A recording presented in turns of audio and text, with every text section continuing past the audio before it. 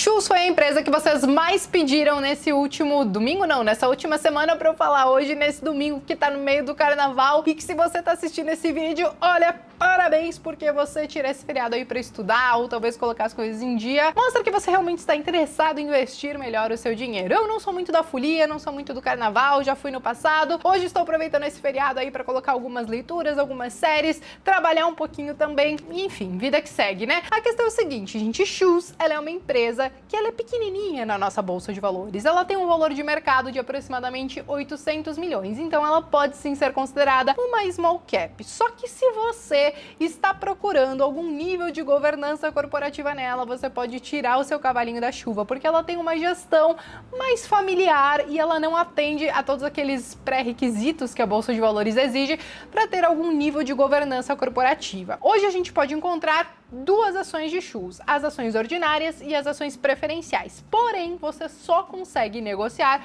as ações preferenciais porque é a única que tem liquidez, mas não tem tag along. As ordinárias, que tem zero liquidez, não tem negócio saindo ali já tem há um bom tempo, alguns anos na verdade, até teriam 80% de tag along, mas a gente não consegue negociar. E aí, gente, vamos entender um pouquinho melhor então hoje sobre o que a Shoes faz, em que setor que ela está inserido, como andam as questões financeiras dessa empresa. Mas antes eu já quero pedir para você se inscrever aqui no canal, deixar o seu like que é muito importante para mim e me acompanhar até o final desse vídeo para entender se talvez essa empresa pode ser uma oportunidade para você ou não. Até porque quando a gente olha nos últimos anos, ela tem tido alguns crescimentos, ou aliás, as suas ações têm se valorizado bastante na nossa bolsa de valores. Somente no ano passado a ação subiu mais de 49%. Aí você achou, não, beleza, 49%. Só que quando a gente fala de 2020, que a gente mal começou, ela já se valorizou aí mais de 55, 56%. E por conta disso,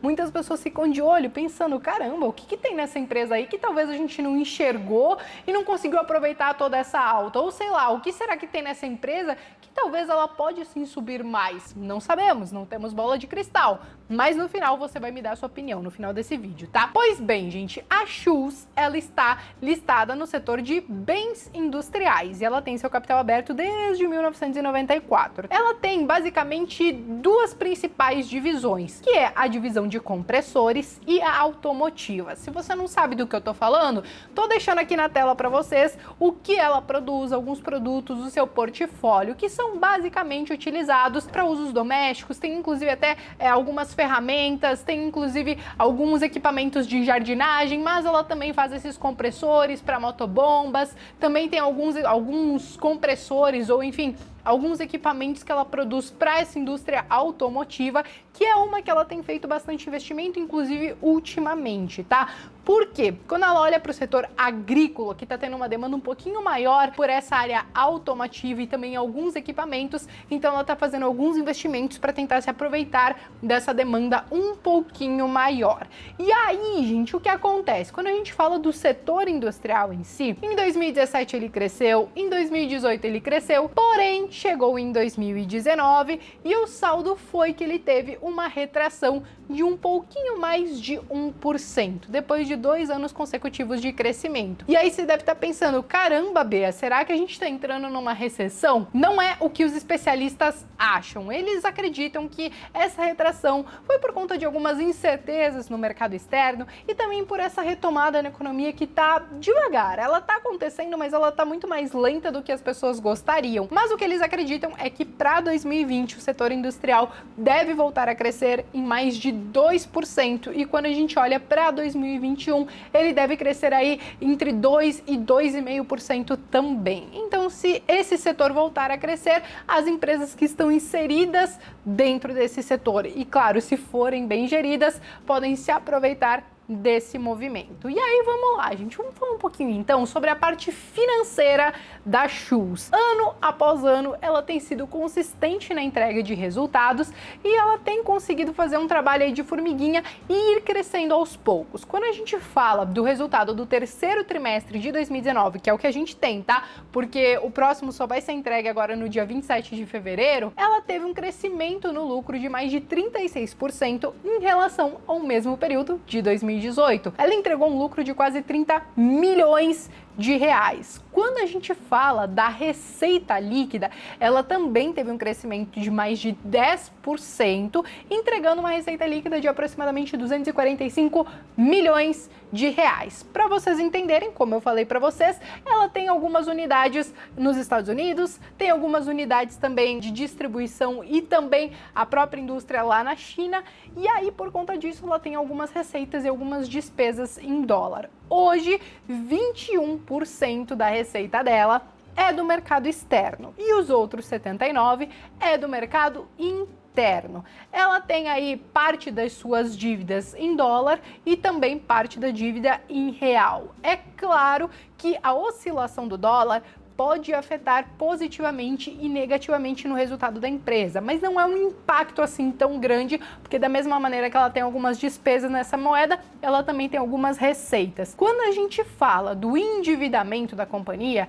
ele aumentou sim um pouquinho nos últimos anos, porque ela tem feito alguns investimentos, principalmente em tecnologia, para tentar melhorar os produtos que ela já tem, para pesquisar novos produtos que podem compor o seu portfólio, mas também, claro, considerando que teve uma valorização no dólar e que óbvio que isso pode afetar um pouquinho, apesar de ela fazer também alguns investimentos na moeda, algumas aplicações financeiras e tal. E aí, gente, esse endividamento, quando a gente fala da dívida líquida pelo patrimônio líquido, está em torno de 35%, ou seja, é algo que está ok, é um nível de endividamento que a gente consideraria ok para a empresa. Quando a gente fala de lucro líquido, de receita líquida, no fim das contas a gente quer saber o que sobra no final, né? Então, qual é a margem líquida da empresa? Hoje está em aproximadamente 9%. É maior do que os anos anteriores. Teve aí em 2016, 2017, se eu não me engano,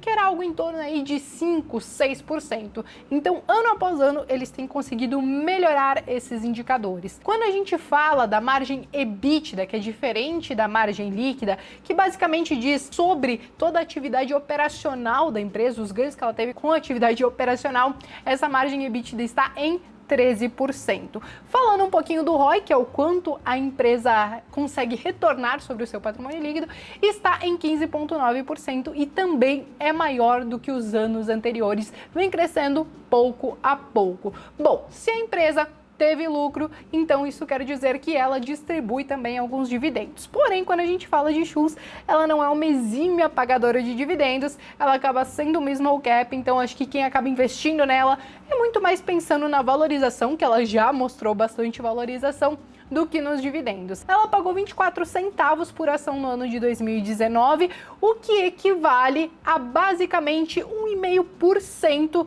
de dividend yield, considerando aí o valor atual dessas ações. Então, como eu falei para vocês, acho que é muito mais pensando na valorização do que no dividend yield. Quando a gente fala dos indicadores de preço, que eu sei que muitos de vocês gostam de olhar, por exemplo, o PL, que é o preço dividido pelo lucro por ação, esse PL está sendo negociado em aproximadamente 14 vezes, o que quer dizer que se você investir na empresa, o seu retorno nela virá em aproximadamente 14 anos. E assim, gente, eu consegui apresentar neste feriadão de carnaval. Tem gente que chama de feriado, mas eu acho que nem é feriado de verdade, né? Talvez eu acho que só na terça-feira. Não sei, tô meio por fora também. Faz muitos anos que eu acho que eu não aproveito um feriado de carnaval. Não, mentira, no passado eu aproveitei, mas tudo bem, né? A pessoa tem amnésia, tá ficando bem louca, mas enfim. Vamos lá, gente. Acho que esses eram os principais pontos que eu tinha pra passar pra vocês nesse domingão. Se você é investidor de Schultz, dá uma olhadinha no relatório que sempre tem aqui na descrição. Me fala se tem algum ponto que você acha que faltou no vídeo, que precisava ser ressaltado. Compartilha com as pessoas que estão assistindo aqui também. E se você não investe nela, escreva aqui nos comentários se você investiria nessa empresa, nessa pequena empresa da Bolsa de Valores que já se valorizou pra caramba somente nesse ano de 2020. Me diz se você acredita que ela ainda tem potencial ou não, que você prefere ficar de fora de empresas desse setor industrial e tudo mais, que enfim, né, também estão expostas ao dólar. Enfim, escreva aqui nos comentários que eu quero saber e eu vejo vocês no próximo vídeo.